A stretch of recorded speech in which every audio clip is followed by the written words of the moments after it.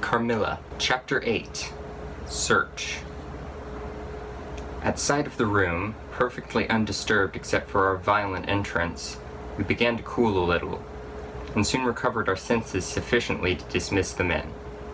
It had struck Mademoiselle that possibly Carmilla had wakened by the uproar at her door, and in her first panic had jumped from her bed and hid herself in a press, or behind a curtain, from which she could not, of course, emerge until the major domo and his myrmidons had withdrawn. We now recommenced our search and began to call her by name again.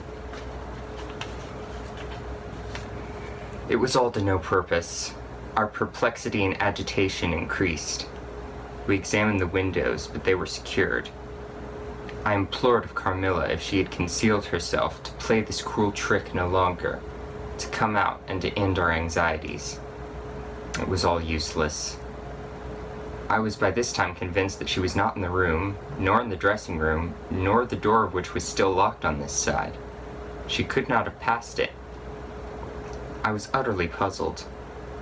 Had Carmilla discovered one of those secret passages which the old housekeeper had said were known to exist in the Schloss? Although the tradition of their exact situation had been lost.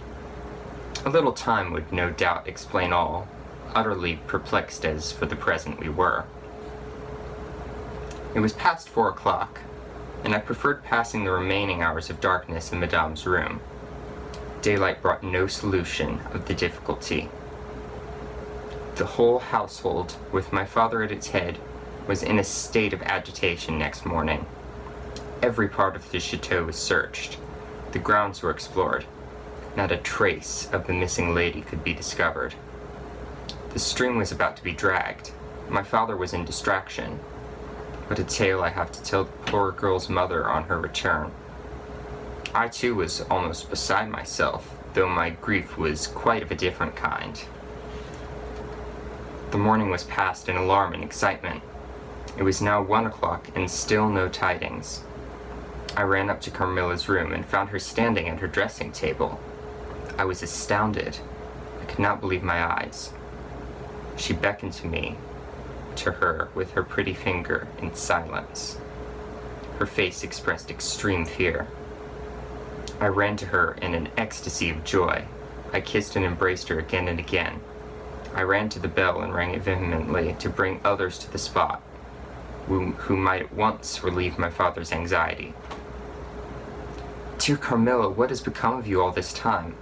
We've been in agonies of anxiety about you," I exclaimed. "Where have you been? How did you come back?" "Last night has been a night of wonders," she said. "For mercy's sake, explain all you can." "It was past 2 last night," she said, "when I went to sleep as usual in my bed, with my doors locked, that of the dressing room and that opening upon the gallery. My sleep was uninterrupted, and so far as I know, dreamless, but I awoke just now on the sofa in the dressing room there, and I found the door between the rooms open and the other door forced. How could all of this have happened without my being wakened? It must have been accompanied with a great deal of noise, and I'm particularly easily wakened. And how could I have been carried out of my bed without my sleep having been interrupted, I whom the slightest stir startles?" By this time, Madame, Mademoiselle, my father, and a number of the servants were in the room.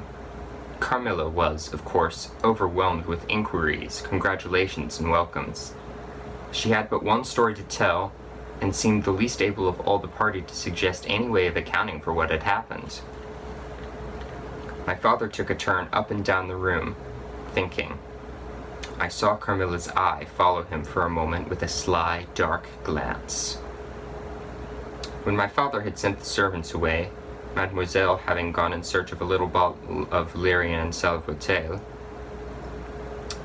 and there being no one now in the room with Carmilla except my father, Madame, and myself, he came to her, thoughtfully, took her hand very kindly, led her to the sofa, and sat down beside her. "Will you forgive me, my dear, if I risk a conjecture and ask a question?" "Who can have a better right?" she said. "Ask what you please, and I will tell you everything." but my story is simply one of bewilderment and darkness. I know absolutely nothing. Put any question you please, but you know, of course, the limitations Mamma had placed me under. Perfectly, my dear child. I need not approach the topics on which she desires our silence. Now, the marvel of last night consists in your having been removed from your bed and your room without being wakened, and this removal having occurred apparently while the windows were still secured, and the 2 doors locked upon the inside. I will tell you my theory, and first ask you a question. Carmilla was leaning on her hand dejectedly. Madame and I were listening breathlessly. Now, my question is this. Have you ever been suspected of walking in your sleep? Never since I was very young, indeed. But you did walk in your sleep when you were young. Yes, I know I did. I've been told so often by my old nurse. My father smiled and nodded. Well, what has happened is this. You got up in your sleep, unlocked the door, not leaving the key, as usual, in the lock, but taking it out and locking it on the inside, you again took the key out, and carried it away with you to some one of the 25 rooms on this floor, or perhaps upstairs or downstairs. There are so many rooms and closets, so much heavy furniture, and such accumulations of lumber that it would require a week to search this old house thoroughly. Do you see, now, what I mean? I do, but not all, she answered. And how, Papa, do you account for her finding herself on the sofa in the dressing room, which we had searched so carefully? She came there after you had searched it, still in her sleep, and at last awoke spontaneously, and wasn't much surprised to find herself where she was as anyone else. I wish all mysteries were as easily and innocently explained as yours, Carmilla, he said, laughing, and we may congratulate ourselves on the certainty that the most natural explanation of the occurrence is one that involves no drugging, no tampering with locks, no burglars or poisoners or witches, nothing that need alarm Carmilla or anyone else for our safety. Carmilla was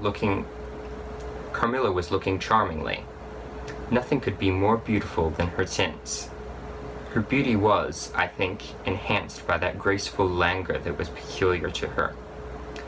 I think my father was silently contrasting her looks with mine, for he said, I wish my poor Laura was looking more like herself. And he sighed. So our alarms were happily ended, and Carmilla restored to her friends.